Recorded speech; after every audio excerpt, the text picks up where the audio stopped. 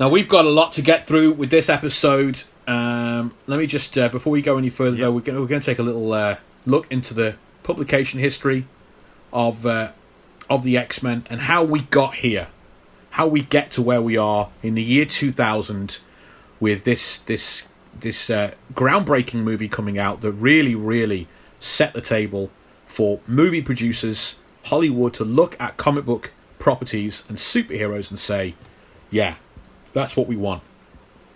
It's 1963 when X-Men first comes out. I mean, Marvel have already had big success, Will, with Fantastic Four, as we discussed, Spider-Man, Iron Man, Hulk. So Stan Lee decides he's going to create another team book, because that was what was popular. We said before, Justice League had become popular, and Fantastic Four was a big hit as well.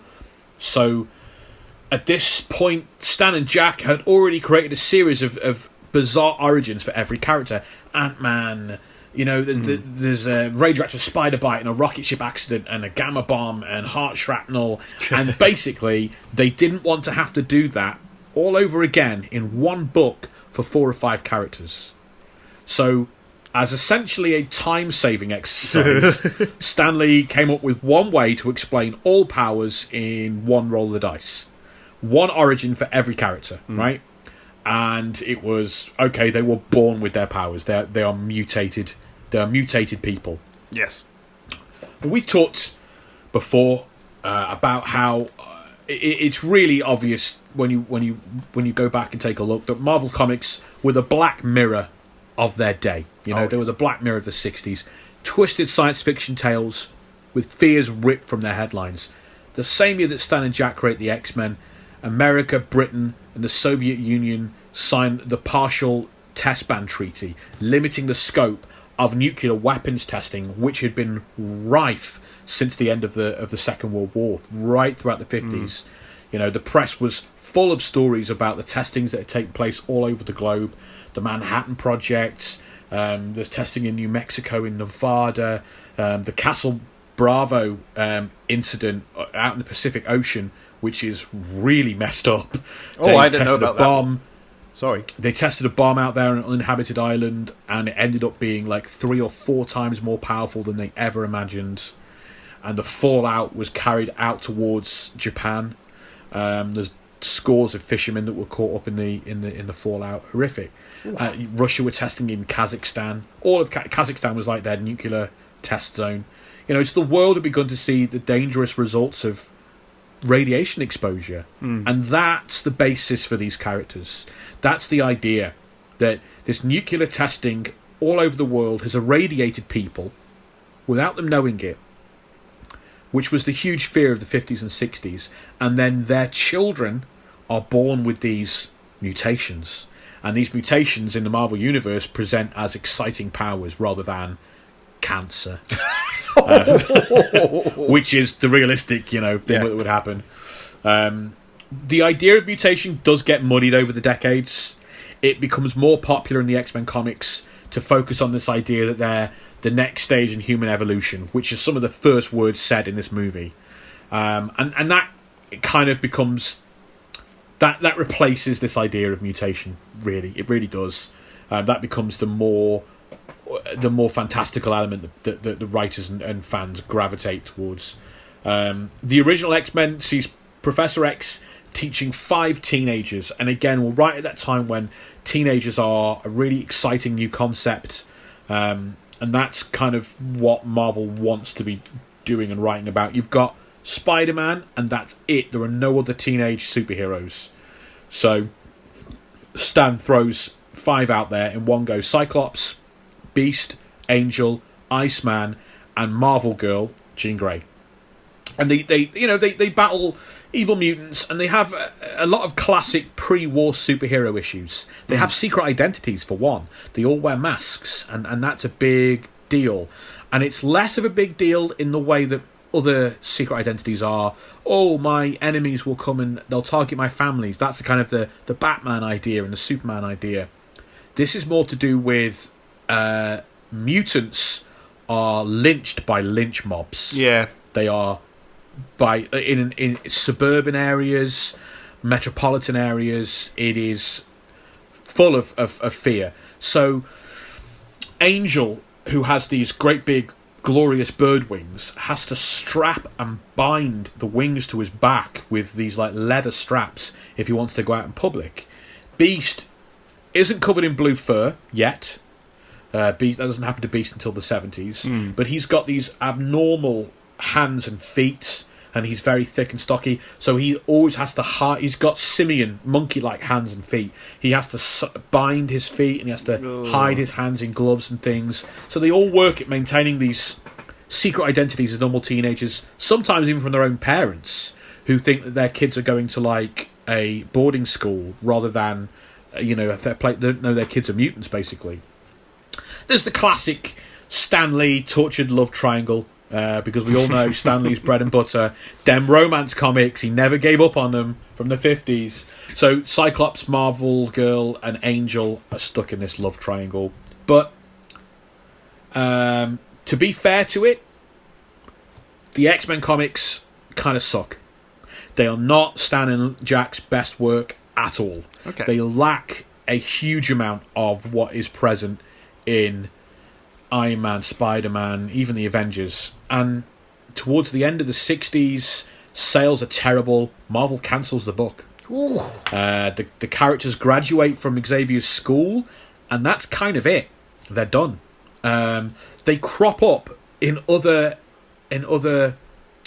comics here and there, and they have this vibe of, yeah, my name's Scott, I used to be a superhero, now I'm in marketing, I'm retired, you know.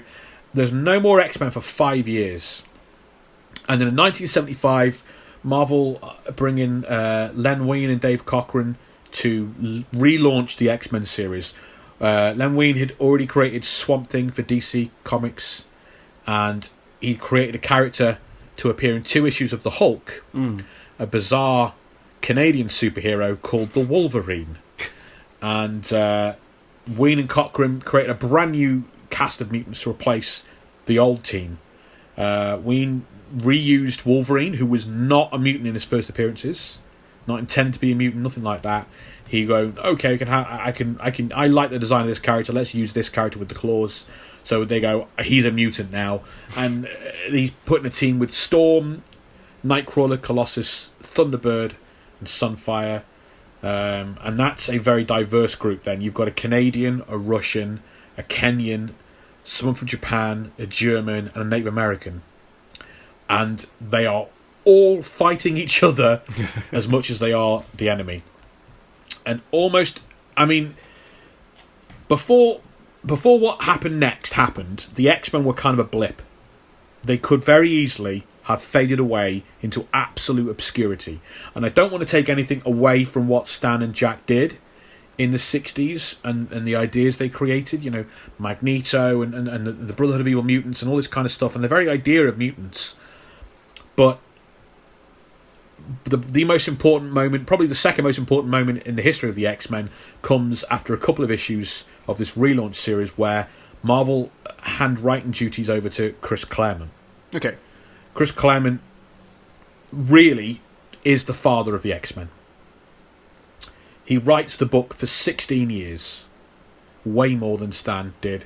He creates an absolute golden age. It's akin to the 100 issues that Stan and Jack did on Fantastic Four, where they created not just the Fantastic Four, but issue after issue they go, next issue, here's Wakanda and Black Panther. And the issue after that, here's the Negative Zone and Annihilus and Blastar. And issue after that, here's Galactus and the Silver Surfer. And bam, bam, bam, bam, they are knocking out these incredible sci-fi ideas. That's the 100-issue run of Stan and Jack on Fantastic Four. It's incredible.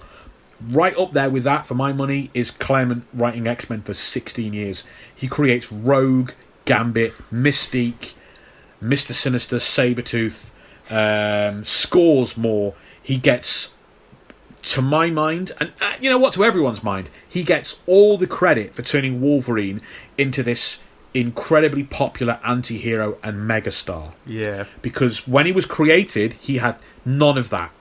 What was he? He was intended to be...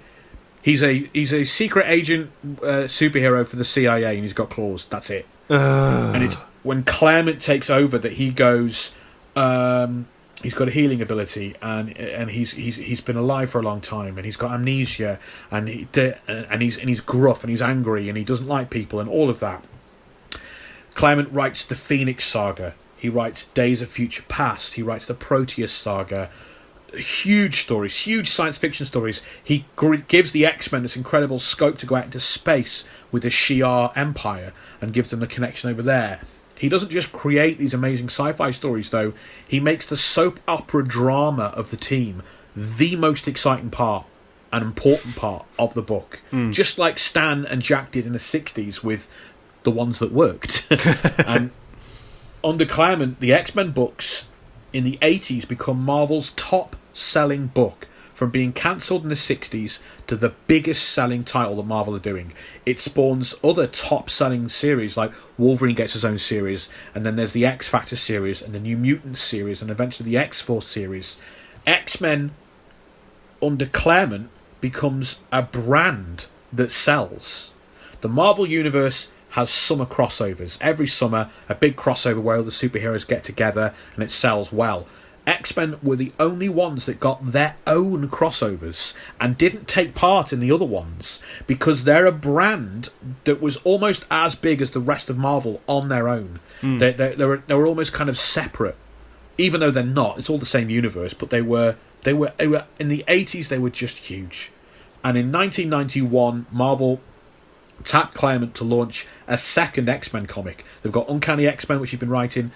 We want to do another one just simply called X-Men, and they launched that with Claremont and a superstar artist called Jim Lee.